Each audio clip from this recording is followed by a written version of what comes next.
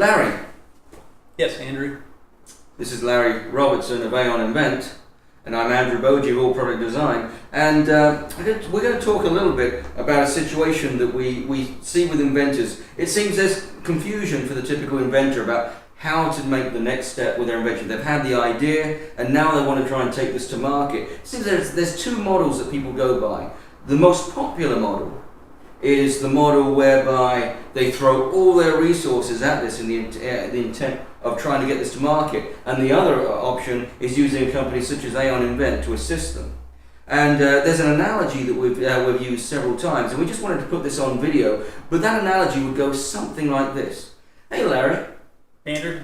I've just booked myself a holiday in Florida. I'm very much looking forward to this, and as such I'm just going to sort out my transport for that. The first thing that I'm going to need to do for this is purchase myself an airline. There weren't any for sale that were within my price range, so I purchased myself a larger jet aircraft. It seems to be able to do this. I'm trying to source the cabin crew at the moment, and then rather than source the meals, because we're going to want a meal on the way, I'll use one of the catering companies. I'm going to formulate my own catering company as well to come in there, and this way I think that I've got a solid foundation in that I can get this to and from Florida thing just nailed down. I think I've got a solid plan. It does seem like it's going to cost me a little bit of money though.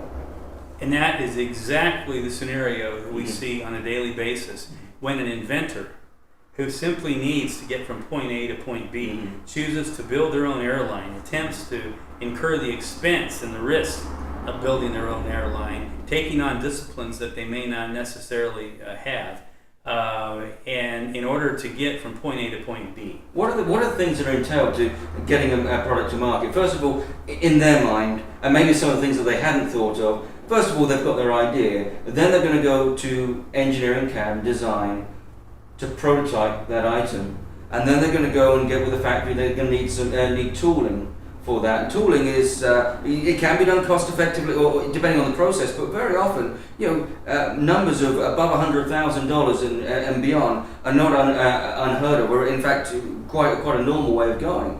Then after that, and people think, well, once I've got that, then I'm there. And we haven't even talked about a patent and legal expenses. Oh, absolutely. So there's a lot of money to be put into that. You're going to need this product that you've just had manufactured. You're going to need somewhere to store that. And you're going to need a large production run. If the product's viable, you're not only going to need an initial production run, you're going to need enough for a replenishment order. Okay. Because none of the large retail companies are going to take the product on unless they know you can fulfill it. Packaging is another thing that's going to be considered. Packaging. So packaging, design, tooling for that. Who's going to sell it? Oh, you got to sell it. Or what are the terms? Yeah. Who's going to carry potentially millions of dollars worth of those transactions? And very quickly you realize that even a fairly simple item can cost hundreds of thousands of dollars to launch. Yeah. If you have those resources and you can run the risk of losing them. I talked with an individual yesterday who was explaining an idea, an actual invention, prototypes being FedExed in today, and he wants to market it himself. And I gave him some rough numbers, and in a fairly simple item, $250,000. And he was surprised at that. And frankly, I think if he can do it for $250,000, that would be great. But it's very risky. With our model, your upfront costs are well defined. The rubber meets the road very quickly, and you have the greater chance of getting into a positive cash flow scenario in a shorter period of time, certainly without the downside risk. Right. I was going to say, that's the thing that would scare me, is the liability, because if I went to the point of somehow being able to put together the revenue of $250,000 and getting this to market and having all those pieces in place, if my product doesn't fly, if it gets there's an alternative item out there that comes out around the same time, or 1,000 other things that can go wrong with an item, I'm $250,000 in the hole with nothing to show for it. We just had a gentleman in our office from the local community that launched the product himself, got it on the shelf, and the item was pulled off the shelf at retail. And he has 900,000 pieces of his product now in a local warehouse and has no idea what to do with it. Right. Wow. That's a tremendous expense. 900,000 pieces. Yeah. Now, some people can afford to take that risk. Mhm. That's what the CPGs do. That's the reason that it makes sense that they would not have to pay more than a few percent for that invention concept, because they have tremendous risk.